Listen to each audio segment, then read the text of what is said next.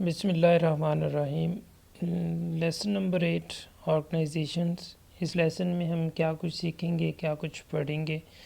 سب سے پہلے types of formal organisations, bureaucracy, characteristics of ideal typical bureaucracy and problems of bureaucracy. تو سب سے پہلے تو ہم جانتے ہیں کہ آرگنائزیشنز کیا ہوتی ہے۔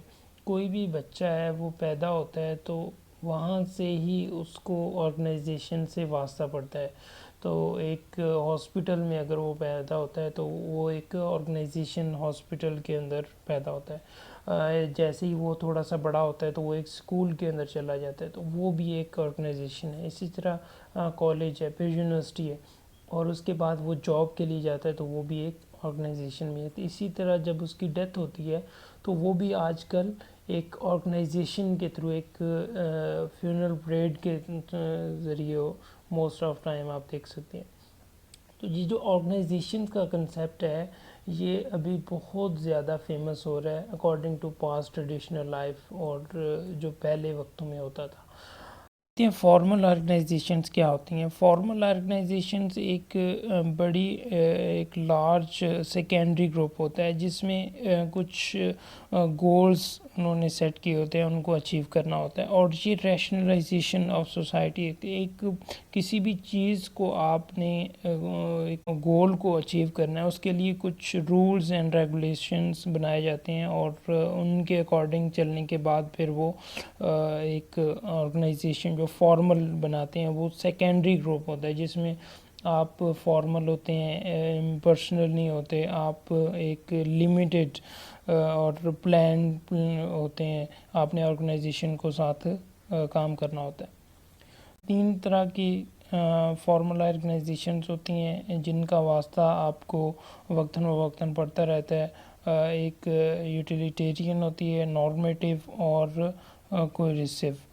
جو یوٹیلیٹیرین آرگنائزیشن ہے اس میں جو آپ کچھ کمانے کے لیے، اپنے پیٹ پوجا کے لیے، کچھ ارننگ کے لیے کام کرتے ہیں کسی بھی آرگنائزیشن کے اندر، اگر آپ 9 to 5 جاب کرتے ہیں اور منتھلی جاب کرتے ہیں، آپ کو منتھلی پیمنٹ یا ویکلی کوئی بھی کام ہوتا ہے تو وہ جو آپ کوئی بھی سروسز پرووائڈ کر کے ارننگ کرتے ہیں اس کو ہم یوٹیلیٹیرین آرگنائزیشن کہتے ہیں، جس میں آپ اپنا وقت دے کے انکم حاصل کرتے ہیں۔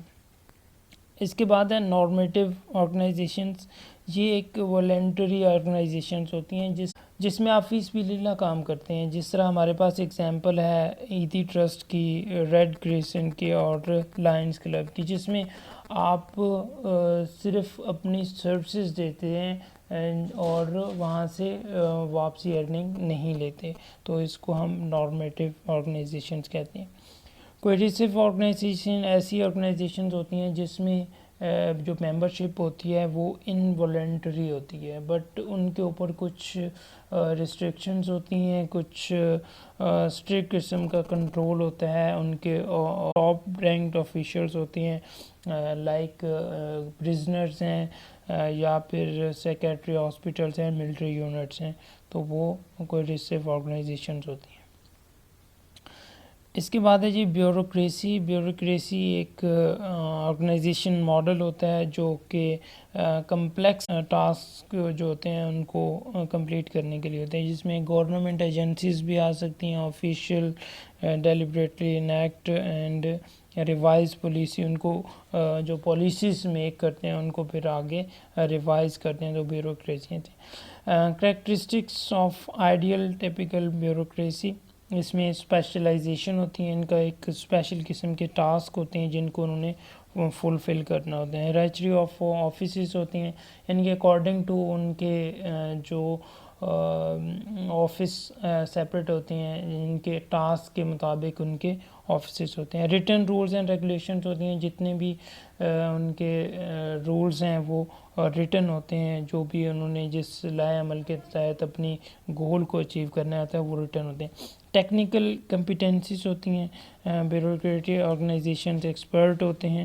جو ان کے ایکسپرٹ ہوتے ہیں وہ اپنی جو ڈیوٹیز کرتے ہیں وہ technical competency regular monitors workers performance کو چیک کرتے رہتے ہیں, ایویلویٹ کرتے رہتے ہیں پرفارمنس کو کہ کس طرح سے وہ کام کر رہے ہیں.